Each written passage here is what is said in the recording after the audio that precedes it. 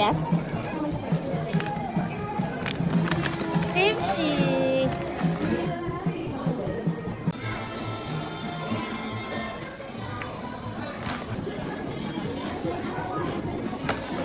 Ano gusto mo ito? Beef? Yung watermelon na lang.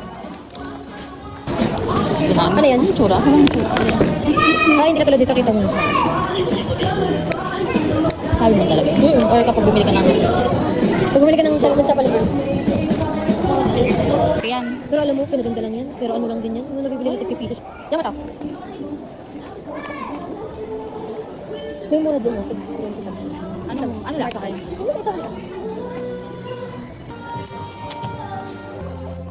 Ito na lang.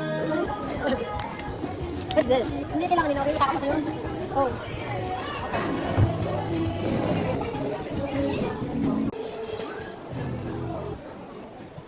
$899.